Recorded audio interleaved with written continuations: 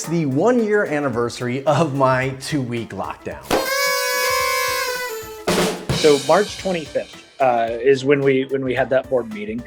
That's Nate Salpeter, and just like you, he and his nonprofit are hitting their lockdown anniversary. For an entire year, we've been constrained to our desks, our homes, our families. We've been constrained to virtual events and Zoom meetings. You hop from one meeting to the next, and you don't even have enough time to go grab a glass of water these days. Sure, the constraints have felt stifling, exhausting, and stressful, but along with these restrictions and changes, something amazing has happened. By August of 2020, 6 months into the pandemic, the average company found themselves 7 years ahead of their pre-pandemic digital transformation plans. 7 years ahead. Nate and his nonprofit team were no different. They sprung into action and we put it up online that night. We took out a small Facebook ad, and that next day, March 26th, we had a booking. We had a booking. Yep, in just one day, actually less than one day, they completely reinvented their fundraising approach, and in the last year, they've raised about $1 million to support their mission in a way they never could have imagined.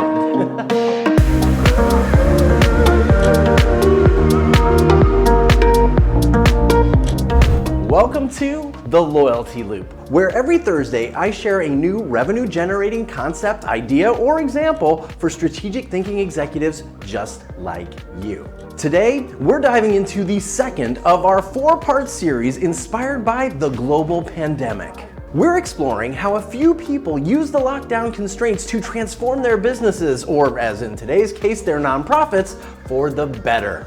And we'll look at how we can embrace the constraints to fuel innovation, progress, and even focus, pandemic or not. Because it turns out, constraints breed creativity, and that's exactly what Nate's nonprofit, Sweet Farm, has done. Before the pandemic, virtual fundraising wasn't really a priority for Sweet Farm. Yeah, we had talked about doing some virtual kind of activities, but it hadn't really. Virtual was like kind of the next step. Sweet Farm is a nonprofit organization dedicated to creating a compassionate and sustainable world through a combination of programs, including education, inspiration, and innovation.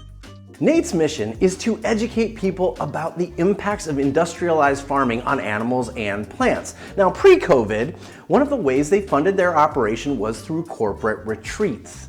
We would have corporate groups coming out to Sweet Farm to do a volunteer project, get an educational tour, have a plant-based meal directly from our fields.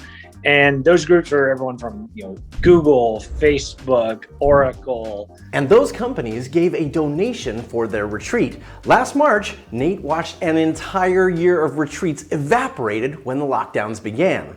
They needed to act fast and refocus, and they did, and it was genius. Like so many of us, Nate and his team had fallen for Parkinson's law. Parkinson's law states that the work will expand to the time allowed, right? The work will expand to the time allowed. So if we have effort here and time here, this is what your work looks like, right?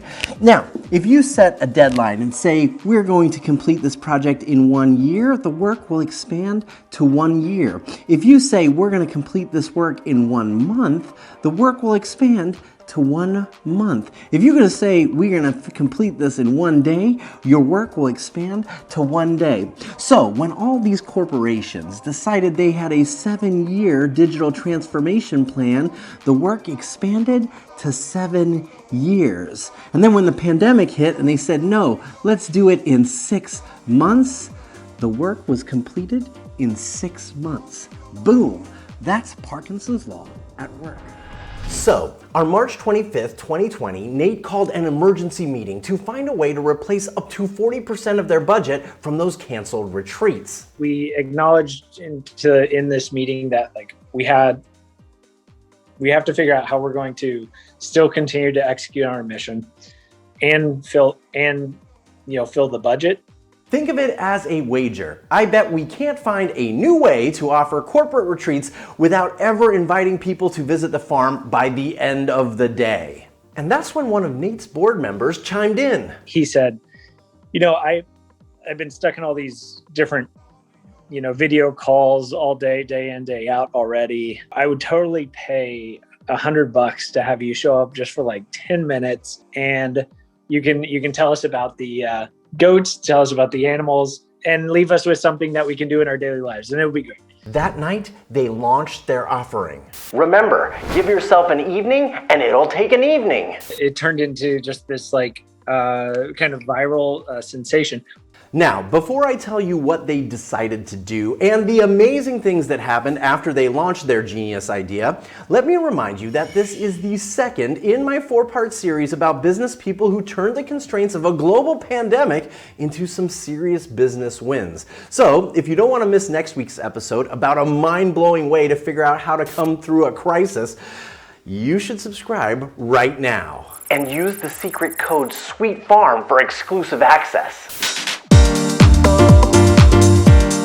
In less than a day, Nate and his team launched Goat to Meeting. Yep. Wait, goat to meeting? And like, oh yeah, goat to meeting. And that's right. For donations ranging from $100 to $750, the team at Sweet Farm would brighten your team's virtual meeting.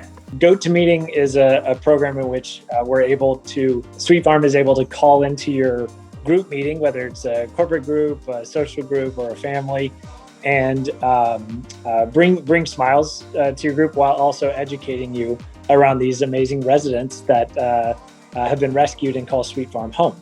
In the last year, Nate and his team have done 8,000 Goat to meetings. That's an average of about 22 a day. Yeah, there was so much demand, we had to bring in other trusted organizations.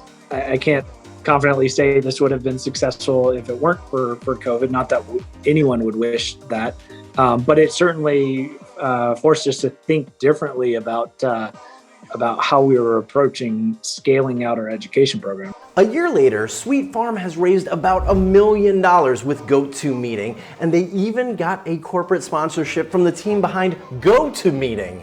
They love the program. They love the education. They love the mission. They've been extremely supportive. You see, constraints breed creativity, and one of the most malleable constraints you can add to any project, outcome, or initiative is a time constraint. The pandemic, like it or not, forced us to accelerate our timescales, and that is a lesson we could all embrace. Embrace the constraints. You never know where it'll take you. We called into scientists in the South Pole. It's pretty cool. That is pretty cool. Get it? It's cool, it's cold in this. Anyway, I'll see you next week in my loyalty loop. In the meantime, I'm gonna book myself a go-to meeting. A go-to meeting, not go-to. You should do it too. I'll see you there. Bye.